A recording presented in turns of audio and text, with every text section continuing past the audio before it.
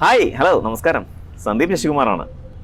നമ്മുടെ ജീവിതത്തിന് കിട്ടുന്ന ചില ഒഴിവ് സമയങ്ങളുണ്ട്, അല്ലെങ്കിൽ ഒരു ദിവസത്തിൽ കിട്ടുന്ന ഒഴിവ് സമയങ്ങൾ നമ്മൾ സാധാരണ എന്താണ് ചെയ്യുക? ഒന്നുകിൽ നമ്മൾ ഉറങ്ങും, അല്ലെങ്കിൽ നമ്മൾ ടി വി കാണും, അതുമല്ലെങ്കിൽ ഇപ്പം ഏറ്റവും കൂടുതൽ ആൾക്കാർ മൊബൈൽ ഫോണിൽ ചിലവഴിക്കും.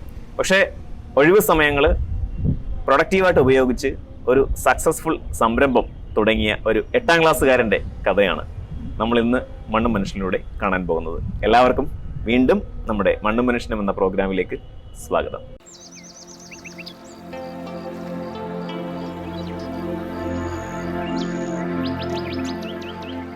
അപ്പം ഞാൻ പറഞ്ഞതുപോലെ ഒരു 8ാം ക്ലാസ്സുകാരൻ, അതായത് 13 വയസ്സ് മാത്രം പ്രായമുള്ള ആലുവ തായ്ക്കാട്ടുകര എന്ന് പറയുന്ന സ്ഥലത്ത്, അതായത് അമ്പാട്ടുകാവിൻ്റെയൊക്കെ അടുത്തായിട്ട് വരും.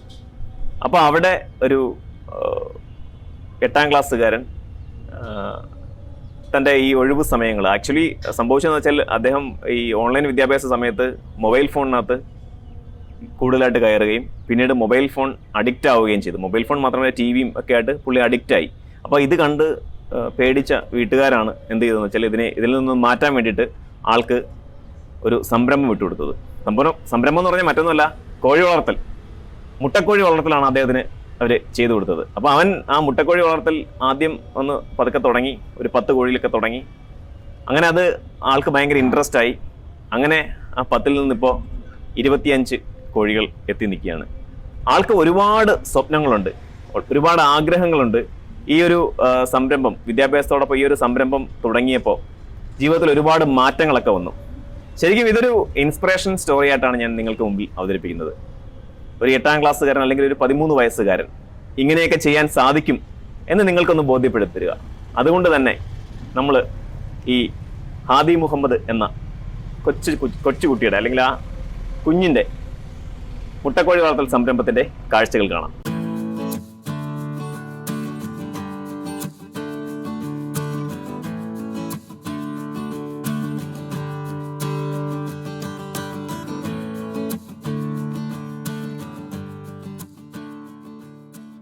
ലോക്ക്ഡൌൺ കാലം രക്ഷിതാക്കൾക്കും വിദ്യാർത്ഥികൾക്കും ഒരുപോലെ ആശങ്ക നിറഞ്ഞതായിരുന്നു. ആദ്യമൊക്കെ വിദ്യാർത്ഥികൾ സ്കൂളിൽ പോകേണ്ട എന്നതിൽ സന്തോഷിച്ചിരുന്നുവെങ്കിൽ പിന്നെ അവർക്കും അത് മടുപ്പായി തുടങ്ങി. അങ്ങനെയാണ് ഓൺലൈൻ വിദ്യാഭ്യാസം ആരംഭിച്ചത്. അതോടെ മൊബൈൽ ഫോണുകൾ കുട്ടികളുടെ കൈകളിലേക്ക് എത്തപ്പെട്ടു. അങ്ങനെ കുട്ടികളുടെ ലോകം തന്നെ മൊബൈൽ ഫോണും ടാബ്ലറ്റും കമ്പ്യൂട്ടറും അതുപോലെ ടിവിയും ആയി മാറി. ഏതൊരു കാര്യത്തിനും 2 വശം ഉണ്ടെന്ന് പറയുന്നത് പോലെ മൊബൈൽ ഫോൺ ഉപയോഗിച്ചുള്ള ഓൺലൈൻ വിദ്യാഭ്യാസം ചില കുട്ടികളിലെങ്കിലും പഠനത്തിനപ്പുറം ഗെയിമുകളിലേക്കുള്ള വാതിൽ കൂടി തുറക്കപ്പെട്ടു. അതിൽ തന്നെ ചിലർ മൊബൈൽ ഗെയിമുകൾക്ക് അടിമപ്പെടുകയും പഠനത്തിലുള്ള ശ്രദ്ധ കുറയുകയും ചെയ്തു. വീടിന് മാത്രമല്ല, മുറിക്കുള്ളിൽ നിന്ന് പോലും പുറത്തിറങ്ങാൻ അവർ മടിച്ചു. കളികളും ചിരികളും മറന്ന് ഫോണിൽ അവർ സന്തോഷം കണ്ടെത്തി. അങ്ങനെ ഒരാളായിരുന്നു ആലുവ തായ്ക്കാട്ടുകര ദാറുസലാമിനടുത്ത് പണിക്കരി വീട്ടിൽ ജമാലിന്റെയും ഹരീസയുടെയും മകനായ ഹാദി മുഹമ്മദ്. തൈക്കാട്ടുകര ഐഡിയൽ പബ്ലിക് സ്കൂളിലെ 8ാം ക്ലാസ് വിദ്യാർത്ഥിയായ ഹാദിയുടെ മൊബൈൽ ഫോൺ ഉപയോഗവും ടി വി കാണലും അമിതമായപ്പോഴാണ് വീട്ടുകാർ അതിൽ നിന്ന് അവനെ പിന്തിരിപ്പിക്കാൻ എന്തെങ്കിലും ചെയ്യണമെന്ന് ആലോചിച്ചു തുടങ്ങിയത്. ആ ആലോചനയാണ് മുട്ടക്കോഴി വളർത്തലിലേക്ക് അവരെ എത്തിച്ചത്. അങ്ങനെ പതിയെ ഹാദി തന്റെ മൊബൈൽ ഉപയോഗവും ടി വി കാണലും ഒഴിവാക്കി കോഴി പരിപാലനത്തിൽ ശ്രദ്ധ കൊടുക്കാൻ തുടങ്ങി. ഏതാണ്ട് കഴിഞ്ഞ 1 വർഷമായി ഹാദി തന്റെ കോഴി വളർത്തൽ സംരംഭം തുടങ്ങിയിട്ട്. ആദ്യം 10 കോഴികളുമായി തുടങ്ങിയ സംരംഭം ഇപ്പോൾ കുഞ്ഞുങ്ങൾ ഉൾപ്പെടെ 25 പേരിൽ എത്തി നിൽക്കുന്നു. ചിട്ടയായ പരിപാലനമാണ് കോഴി വളർത്തലിൽ ഹാദി മുഹമ്മദ് സ്വീകരിച്ചിരിക്കുന്നതെന്ന് ഹാദിയുടെ പിതാവ് ജമാൽ പറയുന്നു. അടുത്തൊരു ബന്ധുവിന്റെ വീട്ടിൽ ചെന്നപ്പോൾ കുറെ കോഴികളൊക്കെ ഉണ്ട്. അതനുസരിച്ച് അവൻ ആവശ്യപ്പെട്ട് അങ്ങനെ നമുക്കും കുറച്ച് കോഴികൾ വാങ്ങിക്കാമെന്ന്. അവൻ്റെ താല്പര്യപ്രകാരം ഒരു 10 കോഴി ആദ്യം വാങ്ങിച്ചു കൊടുത്ത് വേണ്ട രീതിയിൽ അവൻ തന്നെ നോക്കി വളർത്തി കുഞ്ഞുങ്ങളെയാണ് വാങ്ങിച്ചത്. മുട്ടയിട്ട് കുറേ കഴിഞ്ഞപ്പോൾ അവൻ പറഞ്ഞു നമുക്ക് കുറച്ച് മുട്ട വിരിയിച്ചിറക്കാം. അതിനെന്താ ചെയ്യേണ്ടതെന്ന് അവൻ തന്നെ നെറ്റിലൊക്കെ നോക്കി എത്ര ദിവസം എടുക്കുന്നു നോക്കി അതനുസരിച്ച് അവൻ തന്നെ എല്ലാം അറേഞ്ച് ചെയ്തു. വിരിയാൻ എടുക്കേണ്ട ദിവസങ്ങളനുസരിച്ച് ഒരു ചാർട്ട് തയ്യാറാക്കി ഓരോ ദിവസം കട്ട് ചെയ്ത് അവസാനം പ്ലാൻ ചെയ്ത് അതേ ദിവസം തന്നെ വിരിഞ്ഞിറങ്ങുകയും ചെയ്തു. ആ കുഞ്ഞുങ്ങൾക്കൊരു പ്രായത്തിൽ കഴിഞ്ഞപ്പോൾ ഒരു ബാച്ച് കൂടി വീണ്ടും വിരിയിച്ച്. അപ്പോൾ കുഞ്ഞുങ്ങൾക്ക് വേണ്ട ആഹാരക്രമം അതെങ്ങനെയാണ്, എന്തെല്ലാം ഭക്ഷണം കൊടുക്കാം, എന്താണ് കൊടുക്കാൻ പാടില്ല, അതെല്ലാം അന്ന് നെറ്റിൽ തന്നെ നോക്കി അതനുസരിച്ചിട്ട് വെള്ളം തിളപ്പിച്ച് ആറ്റി അതിൽ അല്പം മഞ്ഞൾ കലക്കിയിട്ട് അങ്ങനത്തെ വെള്ളമാണ് കുടിക്കാൻ കൊടുക്കുന്നത്. അങ്ങനെ അതിലൊക്കെ കൂടുതൽ ശ്രദ്ധയിലെത്തുകയും വേണ്ട പരിചരണം അവൻ തന്നെ ചെയ്തു. കൂട് വൃത്തിയാക്കലും അവൻ തന്നെ ക്ലാസ് കഴിഞ്ഞിട്ടുള്ള സമയം ഏറെക്കുറെ ഇതിന് വേണ്ടിയിട്ടാണ് വിനിയോഗിക്കുന്നത്. അതോടൊപ്പം ആ കോഴികളുമായിട്ട് ഭയങ്കര ഒരു അറ്റാച്ച്മെൻറ്റ്, സൈക്കിളിൽ കയറ്റി ഇരിച്ച് യാത്ര ചെയ്യൽ, സൈക്കിൾ യാത്ര ചെയ്യുമ്പോൾ ഷോൾഡറിലും തലയിലൊക്കെ ഇരിക്കൽ, അതൊക്കെ അവനൊരു രസമായിരുന്നു. അപ്പം ഇങ്ങനൊരു എൻജോയ്മെൻറ്റ് അതിൽ നിന്ന് കിട്ടിയപ്പോൾ മറ്റുള്ള ആക്ടിവിറ്റീസൊന്നും അതിൽ ശ്രദ്ധിക്കാൻ അതിലേക്കൊന്നും ശ്രദ്ധ പോയിട്ടില്ല ആൾക്ക്.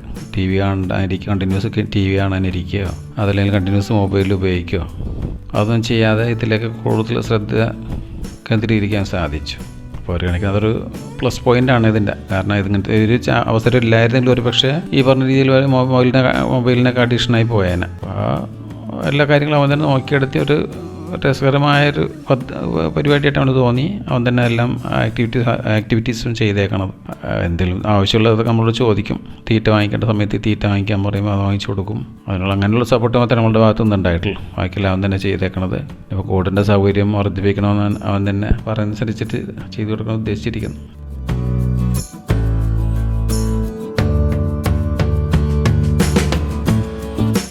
ഗിരിരാജ ഇനത്തിൽപ്പെട്ട മുട്ടയ്ക്കും ഇറച്ചിക്കും വേണ്ടിയുള്ള കോഴികളെയാണ് ഇവിടെ വളർത്താൻ എത്തിച്ചത്. അവയിൽ ചിലത് അടയിരുന്നാണ് കോഴിക്കുഞ്ഞുങ്ങളെ വിരിയിച്ച് ഇറക്കുന്നത്. പുറത്തേക്ക് മുട്ട വിൽപ്പന കാര്യമായി ഇല്ലെങ്കിലും വീട്ടാവശ്യത്തിനും അയൽക്കാർക്കും വേണ്ടിയുള്ള നാടൻ മുട്ടകൾ ഇവിടെ നിന്ന് കിട്ടുന്നുണ്ട്. ലോക്ക്ഡൌൺ സമയത്ത് ക്വാറന്റൈനിൽ ഇരുന്ന പല അയൽ വീട്ടുകാരും ഹാദിയുടെ കോഴിമുട്ടയുടെ പോഷക ഗുണം അനുഭവിച്ചറിഞ്ഞവരാണ്.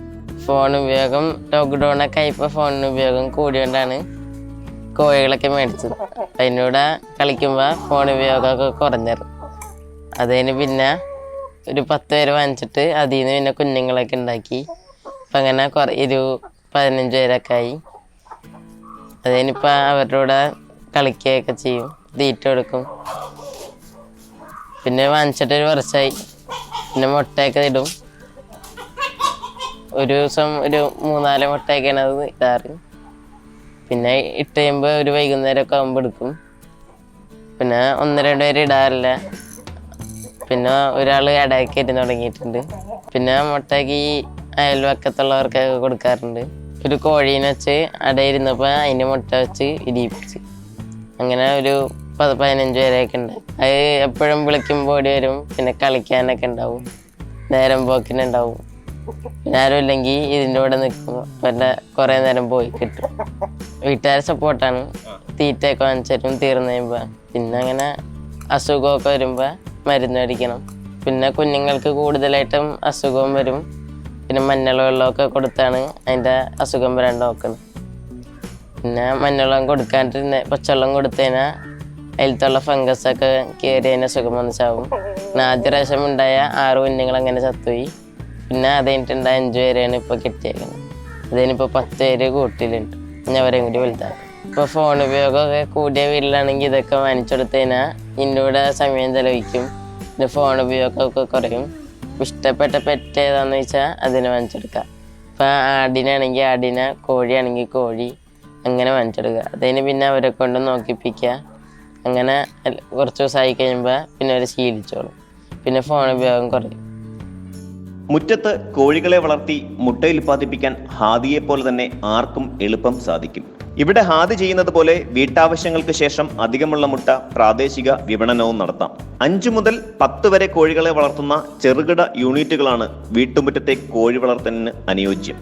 അടുക്കള മുറ്റങ്ങൾക്ക് അനുയോജ്യമായ ഉൽപാദനശേഷി കൂടിയ കോഴി ഇനമാണ് ബാംഗ്ലൂരിലെ കാർഷിക സർവകലാശാല വികസിപ്പിച്ചെടുത്ത ഗിരിരാജ കോഴികൾ. നാടൻ ഇനങ്ങളുടെ ശരീരപ്രകൃതിയും രോഗപ്രതിരോധ ശേഷിയും അതോടൊപ്പം ഉയർന്ന മുട്ടയുൽപാദനവും ഇറച്ചിയും ഉള്ള ഇനമാണിത്. ഗ്രാമീണർക്ക് വീട്ടുപറമ്പിൽ വളർത്താൻ ഉതകുന്ന ഏറ്റവും നല്ല ഇനമായാണ് ഗിരിരാജ അറിയപ്പെടുന്നത്. ഇവയുടെ വാർഷിക മുട്ടയുൽപാദനം 150 എണ്ണം വരെയാണ്. 72 മുതൽ 74 ആഴ്ചകൾ വരെ നീണ്ടു നിൽക്കുന്ന ലാഭകരമായ മുട്ടയുൽപാദനം കഴിഞ്ഞാൽ ഇവയെ ഇറച്ചിക്കായി വിപണിയിൽ എത്തിക്കുകയോ വീട്ടാവശ്യത്തിന് ഉപയോഗിക്കുകയോ ചെയ്യാം. അപ്പോൾ ഏകദേശം 2.5 കിലോയോളം ശരീരഭാരം കോഴികൾക്കുണ്ടാവും. പൂർണ്ണമായും ജൈവ രീതിയിൽ പരിപാലിച്ചു വളർത്തിയതിനാൽ ഇറച്ചി ഏറെ സ്വാദിഷ്ടവും പോഷകമൂല്യം ഏറിയതുമായിരിക്കും.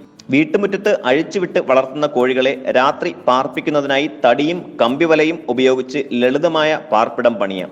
4 അടി നീളവും 3 അടി വീതിയും 2 അടി ഉയരവും ഉള്ള ഒരു കൂട് പണിതാൽ 10-12 കോഴികളെ സുഖമായി പാർപ്പിക്കാം. തറനിരപ്പിൽ നിന്ന് 3 അടിയെങ്കിലും ഉയരത്തിൽ വേണം കൂട് ക്രമീകരിക്കേണ്ടത്. പുരയിടത്തിൽ പൂർണ്ണമായും തുറന്നുവിട്ട് വളർത്താൻ സൗകര്യമില്ലെങ്കിൽ കൂടിന് ചുറ്റും വേലി കെട്ടിത്തിരിച്ച് അതിനുള്ളിൽ പകൽ തുറന്നുവിട്ട് വളർത്താം. സങ്കരയിനം കോഴികൾ സാധാരണ അടയിരിക്കാറില്ലെങ്കിലും ഇവയുടെ കൊത്തുമുട്ടകൾ നാടൻ കോഴിക്ക് അടവച്ചോ ഇൻക്യുബേറ്റർ ഉപയോഗിച്ചോ വിരിയിക്കാവുന്നതാണ്. ഇതിനായി 10 പിടയ്ക്ക് 1 പൂവൻ എന്ന കണക്കിൽ വളർത്തണം. മുട്ട വിരിഞ്ഞു കഴിഞ്ഞാൽ കുഞ്ഞുങ്ങളെ ഇവ നന്നായി പരിപാലിക്കും. മുട്ടയിടാറാകുമ്പോൾ കൊത്തി ഓടിച്ചു തുടങ്ങും. മുട്ടയിടാൻ ആരംഭിച്ച ഒരു കോഴിക്ക് ഒരു ദിവസം വേണ്ടത് 100 മുതൽ 120 ഗ്രാം വരെ തീറ്റയാണ്. വീട്ടിലെ മിച്ചാഹാരം, അടുക്കളയിൽ നിന്നുള്ള ഭക്ഷ്യാവശിഷ്ടങ്ങൾ, വില കുറഞ്ഞ ധാന്യങ്ങൾ, ധാന്യത്തവിട്, പിണ്ണാക്ക്, പച്ചക്കറി അവശിഷ്ടങ്ങൾ എന്നിവയെല്ലാം വീട്ടുവളപ്പിലെ കോഴികൾക്ക് ആഹാരമായി നൽകാം. ഒപ്പം മുറ്റത്തും പറമ്പിലും ചിക്കിച്ചികഞ്ഞ് അവർ സ്വയം ആഹാരം കണ്ടെത്തുകയും ചെയ്യും. അസോള, വാഴത്തട, അകത്തിച്ചീര, ചീര, ചെമ്പരത്തിയില, പപ്പായയില തുടങ്ങിയ പച്ചിലകളും തീറ്റപ്പുല്ലും അരിഞ്ഞ് കോഴികൾക്ക് നൽകാം. വീട്ടുമുറ്റത്ത് അഴിച്ചുവിട്ട് വളർത്തുന്ന കോഴികൾക്ക് ഓരോ ഇടവിട്ട മാസങ്ങളിലും വാക്സിൻ നൽകണം. അതോടൊപ്പം വാക്സിൻ നൽകുന്നതിന് ഒരാഴ്ച മുൻപ് വിരയിളക്കാനുള്ള മരുന്നുകളും നൽകാം. കോഴിപ്പേൻ ഉൾപ്പെടെയുള്ള ബാഹ്യപരാധങ്ങളെ നിയന്ത്രിക്കാനുള്ള മരുന്നുകൾ 2 മാസത്തിൽ ഒരിക്കൽ കൂട്ടിലും പരിസരങ്ങളിലും കോഴികളുടെ ശരീരത്തിലും തളിക്കണം. മുട്ടയിടാൻ ആരംഭിക്കുന്നതിന് തൊട്ടു മുൻപ്, അതായത് 15-16 ആഴ്ച പ്രായമെത്തുമ്പോൾ കോഴിവസന്തക്കെതിരായ വാക്സിൻ കുത്തിവയ്പായി നൽകുക. സത്യത്തിൽ ഹാദിയെ പോലെയുള്ള വിദ്യാർത്ഥികൾ മാതൃകയാണ്. പഠനത്തോടൊപ്പം സ്വയം തൊഴിൽ കണ്ടെത്തുകയും അതിനെ സംരംഭമായി വളർത്തുകയും ചെയ്യുകയാണ് ഹാദി ചെയ്യുന്നത്. ഒപ്പം വീട്ടുകാരുടെ പ്രോത്സാഹനവും സഹായവും ഹാദിക്കൊപ്പമുണ്ട്. 50 മുതൽ 100 വരെ മുട്ടക്കോഴികളുള്ള യൂണിറ്റാക്കി തന്റെ സംരംഭം മാറ്റണമെന്നാണ് ഇപ്പോൾ ഹാദിയുടെ ആഗ്രഹം. കൂടാതെ അലങ്കാര കോഴികളെയും വാങ്ങി വളർത്തണം. ഓൺലൈൻ ക്ലാസ്സുകളിൽ നിന്ന് സ്കൂളിലേക്ക് പഠനം മാറിയെങ്കിലും ഇതൊക്കെയും പഠനത്തോടൊപ്പം തന്നെ കൊണ്ടുപോകാനാണ് ഹാദി തീരുമാനിച്ചിരിക്കുന്നത്.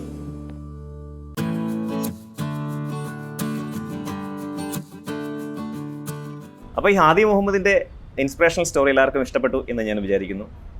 ഇത് എല്ലാവർക്കും ഒരു പ്രചോദനമാകട്ടെ എന്ന് കരുതി തന്നെയാണ് ഈ ഒരു വീഡിയോ ചെയ്തത്.